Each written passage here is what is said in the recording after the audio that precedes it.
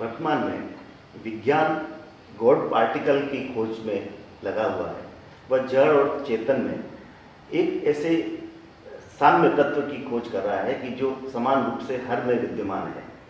दूसरे मतों में कण कण में भगवान की बात कही जाती है कि जड़ और चेतन में एक समान ईश्वर, जिसको रूप में वो बोलते हैं, उपस्थित है। जैन दर्शन जड़ और चेतन को अलग अलग मानता है। तो इस संबंध में क्या जो विज्ञान गॉड पार्टिकल की बात कर रहा है, वो जैन दर्शन में हम किस रूप में समझे उस बात?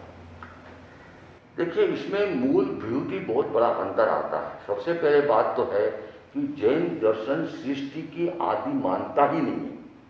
जो आदि मानेगा वो गॉड पार्टिकल की खोज करेगा, और गॉड पार्टिकल अगर उसको मिल भी गया तो उससे ये कभी सिद्ध नहीं होता है कि उसकी आदि हुई। जैन दर्शन ये बताता है जो उत्सर्पिणी अवसर्पिणी काल के प्रभाव से कॉस्मोलॉजिकल प्रोसेसेस जो है undergo change, sometime they develop, sometime they deteriorate. जिसको हम अगर कंपेयर करें बिग बैंग की सिद्धांत के साथ, अभी आपका जो एक्सपांडिंग यूनिवर्स चल रहा है, तो ये बात तो अभी वैज्ञानिक लोग रोजर्स पेनरोज वगैरह खोज किए, उन्होंने कर रहे हैं कि भी ऐसा नहीं कि अनंत काल तक एक्सपांड होगा। एक लिमिट आएगी, beyond that it can not expand. फिर क्या होगा? कॉन्ट्रैक्शन। वापिस कॉन्ट्रैक्शन होते होते होते होते फिर एक पार्टिकल तक आ गया, फिर वापिस वही एक्सप्लोजन, फिर एक्सपांड। ऐसे infinite cycle of expansion and contraction. इसका मतलब क्या हुआ? अनादि और अनंत, केवल साइकिल के रूप में शुरुआत अंत, शुरुआत अंत। तो ये जो गॉड पार्टिकल वाली बात है, उसको आप यूं समझे कि जिसको हम कहते हैं अवसर्पिणी उत्सर्पिणी। एक काल पूरा हुआ, नया काल शुरू हुआ। अवसर्पिणी में ह्रास हुआ, उत्सर्पिणी में विकास हुआ। तो जो ही अवसर्पिणी ह्रास होगा, पूरा होगा, विकास का जो क्रम शुरू होगा, जैसे एक्सपांशन का शुरू हुआ, वैसे पौद्गलिक नेचर, परमाणु के जो स्वभाव है, उसमें एक स्वाभाविक चेंज आना शुरू हो जाएगा। और जो मटेरियल क्वालिटीज है, मटेरियल जो रिएक्शंस है, वो बदल जाएंगे, और उसके द्वारा धीरे धीरे धीरे धीरे, जिसको आप एक्सपांडिंग यूनिवर्स के रूप में समझते हैं, इसको जैन दर्शन कहता है। ये सब कंडीशन, लाइफ की कंडीशन, लाइफ के जो सारे बॉडी का जो नेचर है, वो सारा बदलेगा। बेटर बेटर बेटर होता होता एक स्थिति तक पहुंचेगा, फिर बात खत्म होकर के, एंड होकर के, फिर नया शुरू होगा।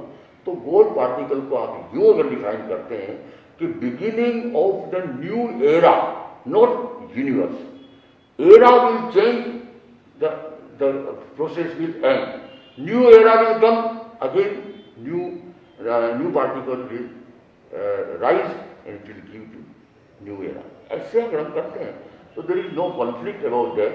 और बाकी ये जो कण कण में भगवान वाली जो बात है, तो वो हम इस दृष्टि से तो कह सकते हैं कि हर एक आत्मा में भगवान है, ये तो हम मानते हैं। जैन दर्शन कहता है कि कोई भी जीव ऐसा नहीं है जिसमें आत्मा सिद्ध स्वरूप में नहीं है, वो तो सिद्ध स्वरूप में है ही। और पूरा ब्रह्मांड आत्माओं से भरा हुआ है। सूक्ष्म एकेंद्रीय जीव, निगोद के जीव, पूरे लोक आकाश के एक एक प्रदेश पर अनंत अनंत जीव है। उसमें आत्मा है, उसी में परमात्मा है, उस रूप में आप उसको समझ सकते हैं। लेकिन ये जो बात है कि जड़ से चेतन की उत्पत्ति या ईश्वर के द्वारा उसको पैदा करना, ये बात जैन दर्शन सिद्धांत स्वीकार नहीं करता है। वो द्रव्य के अक्षरता के नियम को मानता है। जीव द्रव्य उसकी प्रिंसिपल ऑफ कंजर्वेशन है, उद्गत द्रव्य उसका प्रिंसिपल ऑफ कंजर्वेशन है।